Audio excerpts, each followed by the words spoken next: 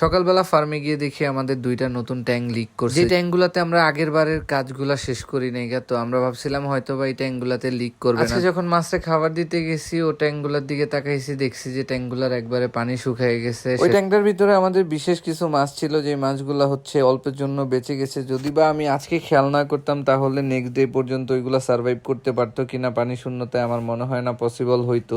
তো আলহামদুলিল্লাহ, যেহেতু আমরা আগেই দেখে ফেলছি, তো ওই ট্যাঙ্কগুলা ঠিক করার জন্য আমি আর সুমন নেমে গেছি সকাল সকাল কাজে। সুন্দরভাবে সুমন বালু আর সিমেন্ট হচ্ছে গোলায় নিতেছে, যেহেতু আমাদের এই ট্যাঙ্কগুলারে রিপেয়ার করতে হবে। আমি যদি ওর কাজের ভিতরে বারবার ডিস্টার্ব করতেছিলাম, কারণ আমি চাইতেছিলাম যে আমরা সিমেন্ট একটু বেশি দিব, এতে করে হচ্ছে এর টেক্সচারটা ভালো থাকবে। 2 দিন পর পর নষ্ট হয়ে যাওয়ার থেকে একবারে সুন্দরভাবে করে নেওয়াটাই আমার কাছে মনে হয় যে ভালো। যদিও আমি আগে একবার হচ্ছে কি ভুল করছি আমি নিজেও জানি না, কেন যেন আমার এই ট্যাঙ্কগুলা বারবার হচ্ছে নষ্ট হয়ে যাইতেছে। তো ফাইনালি এখন আমার মোটামুটি সবগুলা ট্যাঙ্করেই কমপ্লিট করা হয়ে গেছে, এই 2-3টা বাদে। তো এইগুলো এখন আজকে কমপ্লিট হয়ে যাবে। এর মাঝে আমি একটু আমার কবুতরগুলার আপডেট দিয়ে দিই। এই যে এইখানে দেখতে পাইতেছেন আমার লাল মুসালধাম কবুতরগুলার আমি ছেড়ে দিছি আমার ফার্মে। তো ওরা হচ্ছে খাঁচায় ছিল বেশ কিছুদিন, আমি যদিও এতদিনে ওদের থেকে একটাও বাচ্চা উঠাইতে পারি নাই, প্রায় 6 মাসের মতো সময় লাগলো, কিন্তু একটাও বাচ্চা উঠাইতে পারি নাই।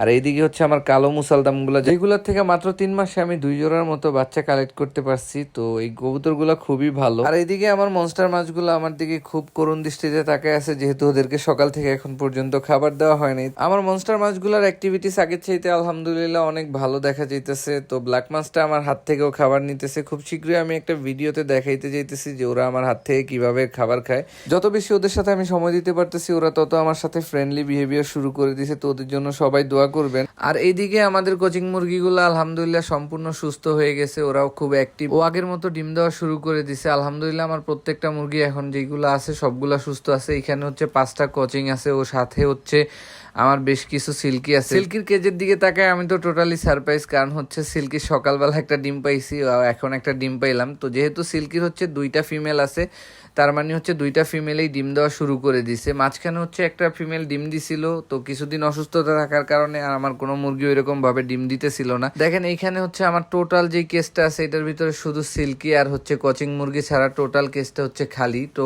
টোটাল কেসটার ভিতরে আর কোনো কিছু নাই, একটা মুরগি অবশিষ্ট নাই। তো আমি সিল্কিগুলার ডিমটা দেখাইতেছি আর বলতেছিলাম যে তোমরাও ডিম পাড়া শুরু করো, তোমরাও ডিম পাড়া শুরু করো। খুব বড় একটা ঝড়ঝাপটা গেল আমার ফার্মের উপর দিয়ে, যাক আলহামদুলিল্লাহ অল্পতেই আমি বেঁচে গেছি আলহামদুলিল্লাহ। এইখানে হচ্ছে বাবা মা ছাড়া একটা কবুতরের বাচ্চা, যেটার ভিডিও আমি গত দিনে দিছি, আপনাদের অনেক ভালো লাগছে হয়তো বা। দেখেন ও আমার কতটা টেম হয়ে গেছে, আমি আইসা জাস্ট ওদের ধরছি। আপনারা সবাই এই বাচ্চাটার জন্য দোয়া করবেন, এই বাচ্চাটার যেন আমি সুন্দরভাবে বড় করতে পারি। আর অন্যদিকে হচ্ছে সুমন ওর মতো করে কাজ করতেছিল, 2টা হাউজের এই কাজ মোটামুটি শেষের দিকে। যেহেতু আমাদের হাউসগুলোর সাইড দিয়ে পানি বের হয়ে যায়, এই জন্য হচ্ছে আমরা সাইডে হচ্ছে একটু মোটা পারতের মতো করে বর্ডার করে দিতেছি, যেহেতু সাইড দিয়ে পানি লিক করে। তো ওই জন্য এই জায়গা দিয়ে দিলে আশা করি আর পানি লিক করবে না। তো এই ছিল আজকের ভিডিওতে, আশা করি ভিডিওটা আপনাদের ভালো লাগছে। যদি ভালো লাগে অবশ্যই আমাদের সাথে থাকবেন। আল্লাহ হাফেজ।